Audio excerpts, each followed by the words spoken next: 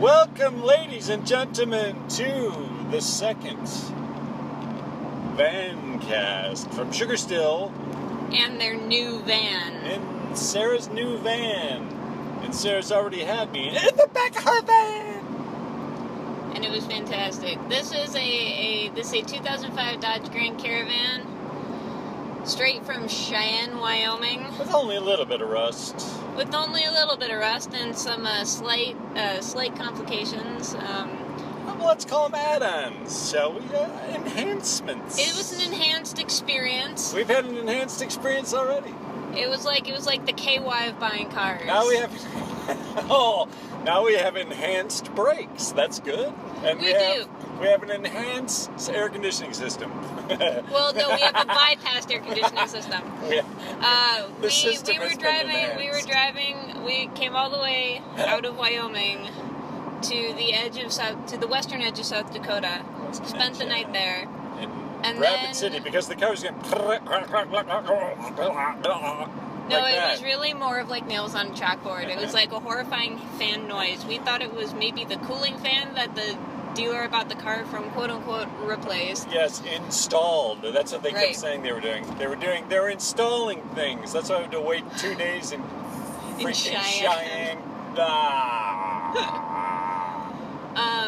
So we got to Rapid City in hopes there was supposed to be a Firestone there, and we thought, well, if we go in at 7 in the morning, of course it was too late at night to call them to make an appointment in the morning, but we thought if we got there first thing in the morning, they could maybe look at it. Of course, they were booked solid. It's because we called after 7. We called it 7:04. I bet if we had called it 7 o'clock... Yeah, we were supposed to get there we right would at have made 7, it, but there was such a rush. We had such a glorious truck stop shower. Oh my God, that was a good shower. Yeah, it was showers at like Pilot Travel Plazas and stuff like that they're $13 of heaven. $13. It's like endless hot water. You can stay in there as long as you want. And the clerk was kind enough to give us an extra towel, so he's like, "You guys need an extra towel?" We're like, "Shh, that'd be great." So we were helping the environment. Yep. Because we only took to buy one shower. Yeah, save water, shower with a friend. Shower with a friend and drink wine. That's how you conserve water. Oh, right. Yes. That's like dinner. That's like eating fruit. I don't know where I'm going there. Wine. No, I have no idea where you're going with that. No, it's wine. It's the whole thing. Wine is just like eating a whole meal of fruit. Oh, it's fermented fruit salad. Fermented fruit salad. There, you see? It's good for you. It's made out of fruit. So... What does that have to do with... I don't know. I don't know. You were conserving anyway, water. We were there. I was there for a minute. So we had this horrifying fan noise, and we took it... We made it all the barely way to Austin, Minnesota. Across South Dakota, which is the beautiful longest ride ever. Yeah, we went a little bit through... we kind of skirted around the Badlands. It was nice to see some of those again. That's a really, really cool national park. Got phenomenal car mileage. We got like 28 miles to the gallon on this new Caravan.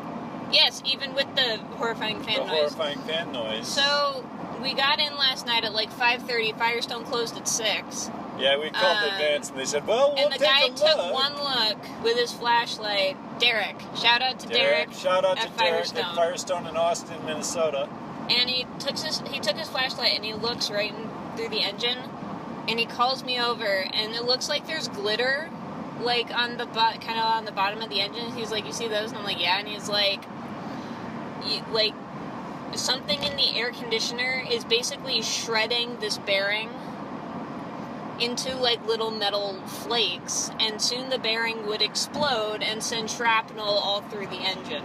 Huh. So it's like an engine hand grenade. It really was. It was like a frag grenade in our engine. So we made it to Austin, Minnesota. I slept remarkably well, even after having learned this. Well, with all the wine you drank last night. We went to this pizza place that was open really late and hung out there for a few hours.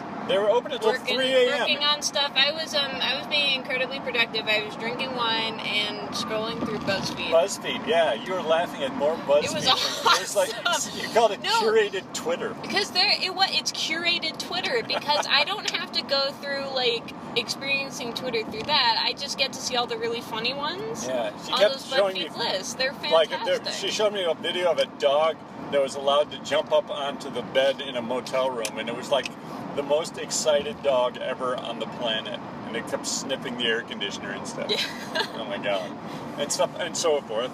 And that leads us back to just an hour earlier, before we sat down to have pizza. I decided I wanted to walk down to the edge of town and see this park, and there was a municipal pool there. And there were all sorts of people there, and we went around the corner and we realized that it wasn't just people. It was everybody in town brought their dogs. It was a dog pool party. It was the municipal pool, the city pool, just happened to be having their annual Doggy Dip.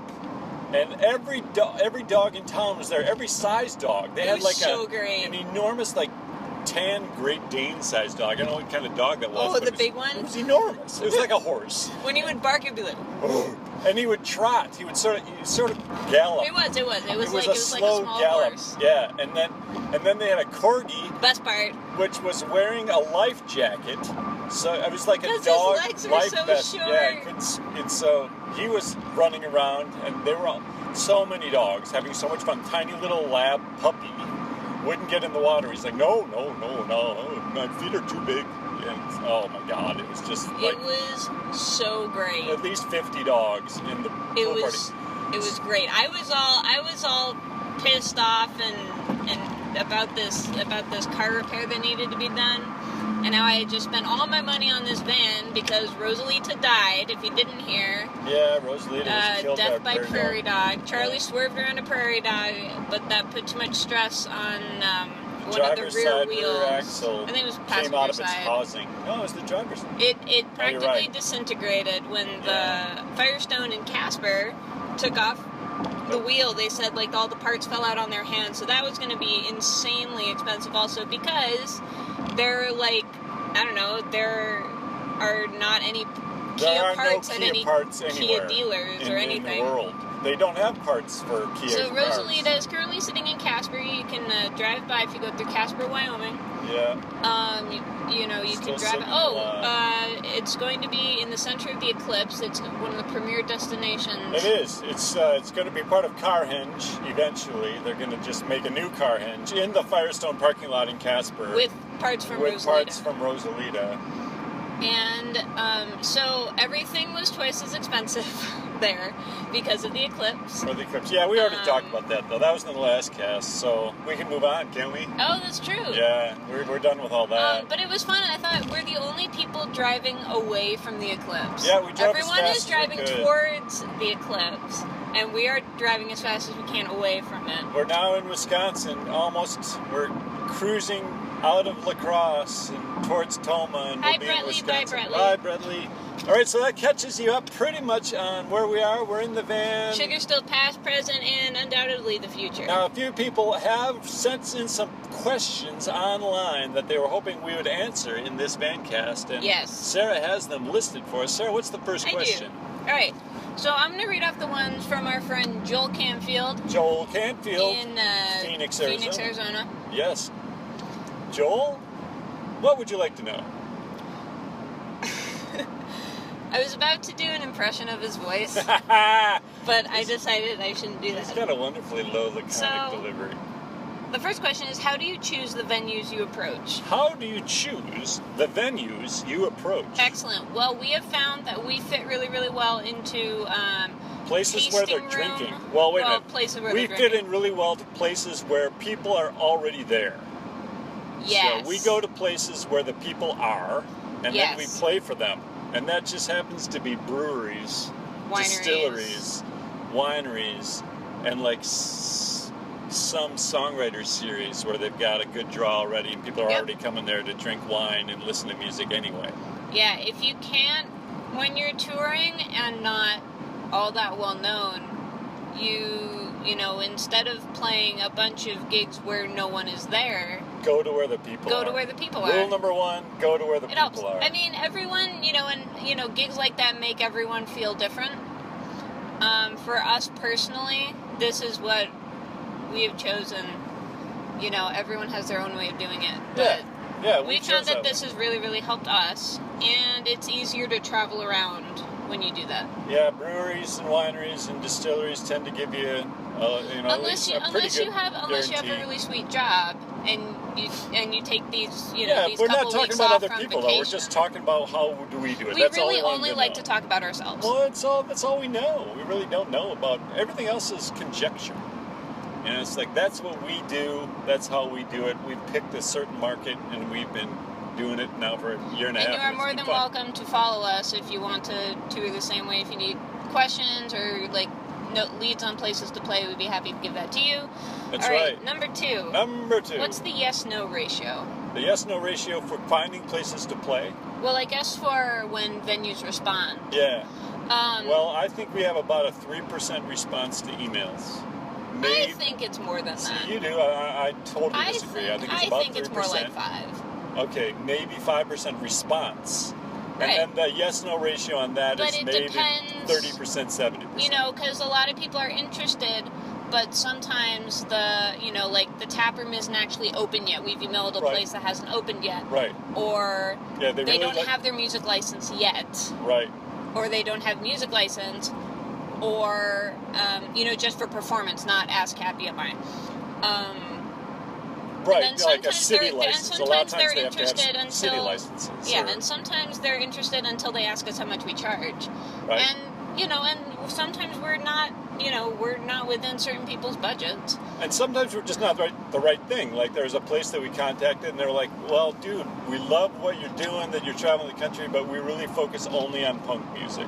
We're a brewery that is committed to punk music, and that's what we do." And I'm like, hey, totally cool. I mean, we're not a punk band, and that's totally awesome. No, we're not. A place that has curated music like that really is the ideal place. It's when you've got a really good booker at a venue, and they're committed to doing what they want to do, then they're going to build a clientele, and they're going to have a great audience. And, hats off. Like Pat at the No Woodstock Festival. Like Pat at No Woodstock Festival. He had a great festival. He knew exactly what kind of music he wanted. He had a great ear for it. And everyone there was happy, and everyone had been going for 15 years to that festival. They loved that festival. Yeah. So, yep. What's the new venue/repeat venue ratio? Well, I think it's our job to find new venues. Every time we go out on a 2-3 week tour or 2-month tour, we tend to hit a lot of the same venues that we did before, or at least the ones that we really, really liked. And then we also make sure we have one or two, like we had new shows in Albuquerque when we were in Taos, or we have, new shows in Wisconsin while we're in Wisconsin. Yep. We always try to add, I think 2 or 3 at least to each. Each tour. When we went out north, played in the Northeast this year. We toured through the Northeast, through the Finger Lakes region, and last year we only had 2 gigs out there, and this year we had 12. So year-to-year growth, I think, is pretty high. I think our repeat business has been very, very high. All right. Finally, the final question from Joel Canfield, Arizona: Bourbon, Scotch, or Irish? Well, I'm a bourbon guy, so yeah, I'm an American bourbon guy, for sure. You? I think it's bourbon is definitely easier for me to drink. I'm not opposed. I really, really like Tullamore Dew. Really? I do. I'm not a Tullamore Dew fan. I really like Tullamore Dew. I mean, I like rye whiskey. I'm a big fan of the rye whiskey. Rye whiskey is awesome. Yeah, I mean, like, what did we have? We had the... if I were offered, 100 whiskeys, I would probbe go with Templeton Rye on the Rocks. Templeton Rye on the Rocks is awesome. We've been drinking a lot of custom whiskeys, craft whiskeys lately. We have one. We've got Woods, got one right here. Yeah, Woods High Mountain Distillery. Woods High Mountain Distillery has Tenderfoot whiskey. It's wonderful. It's a little peaty. Oh, I didn't feel like that. I think just like a hint. Yeah, I suppose. So it's a little more like Scotch. And then, alright, so the thing with Scotch, I feel like every now and again, I'm working on it. I'm open to the idea of really, really liking Scotch. I just don't really like it yet. You have young palate, right? Now, that being said, You know, I can sit and drink it throughout a night if like if a friend keeps offering it to me. True. And I've rarely seen you turn down a drink. That's true. Me. Were asleep after Luke's house concert, but I went and hung out with Sugar Ransom. We drank Scotch on our porch. Nice. And that was really pretty great. I can see how drinking Scotch on Sugar Ransom's porch would be fantastic. I don't think there are any downsides though. There are no downsides. Yeah, that sounds pretty great. Hi, Sugar, in Milwaukee. So that's it from Joel Cantfield. Thank you very much, Joel, for checking in with the questions. Those were all quite delightful. All right, and then from my friend Deatra West in Ann Arbor, Michigan. Ann Arbor. Who, fun fact, babysitted me all the time when I was a kid. So she's got all the good stories. She's got exciting questions about liquor too, does she? No. No. Well, she does talk about coffee. So that's good. All right. So number one is, when are you coming to see me in Michigan? Unfortunately, the only date we have booked in Michigan is DeBlanc Winery, which is all the way basically across the state from you. Yeah, we're in the southwest corner, and you're over almost on the east side. We have not gone over to East Michigan. We don't really do that a lot. I've been looking into doing that more, like in the spring.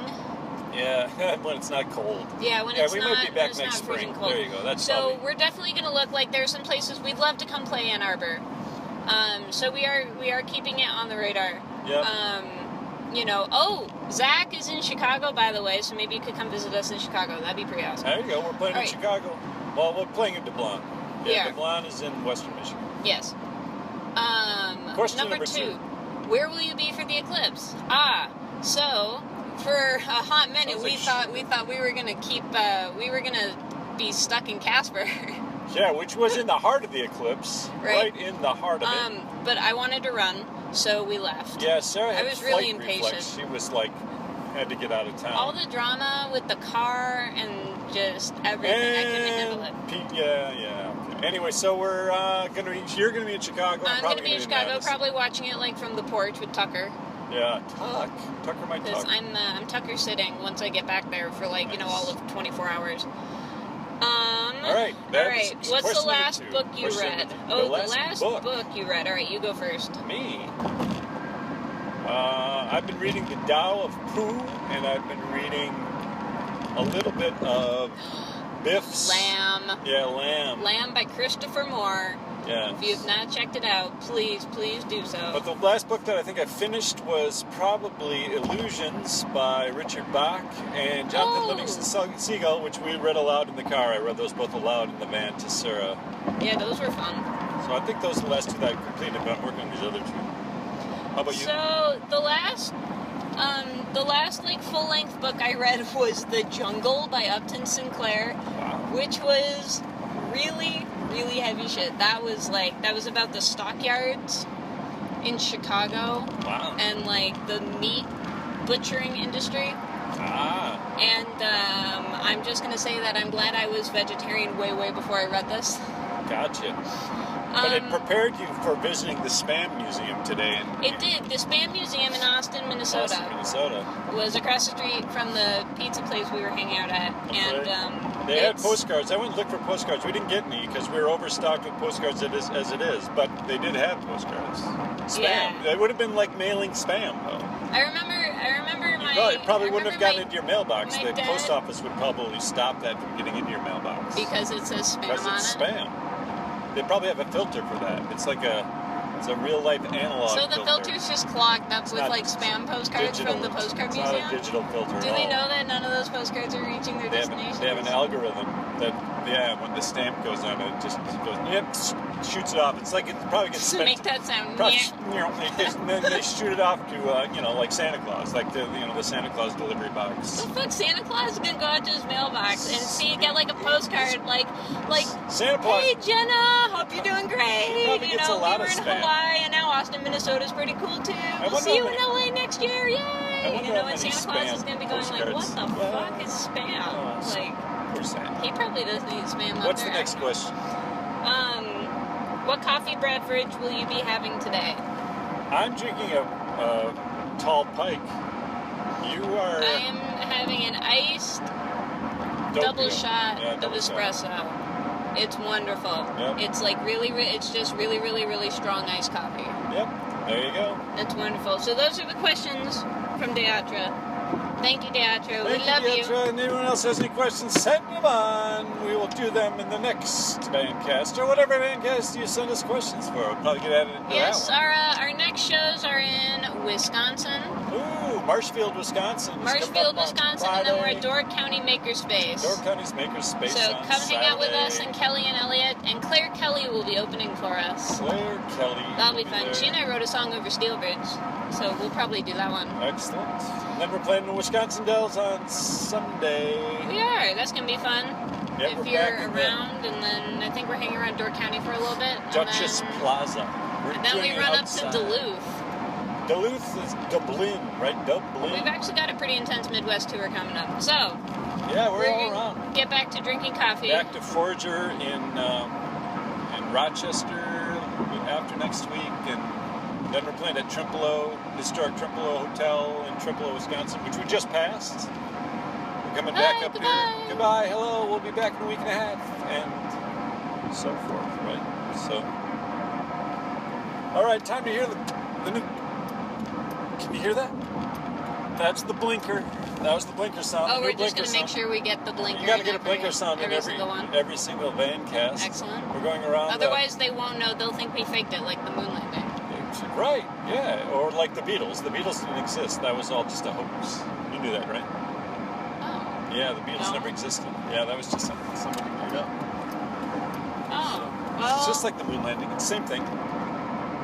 So, none of that. And I think that most of the people now believe that Obama wasn't actually president either. That was just like a animatronic. Ro-bama. Yeah, Ro-bama. Sarah Blake for the win. Oh, that was We good. love you, Obama. Goodbye. We miss you. We love Goodbye. you.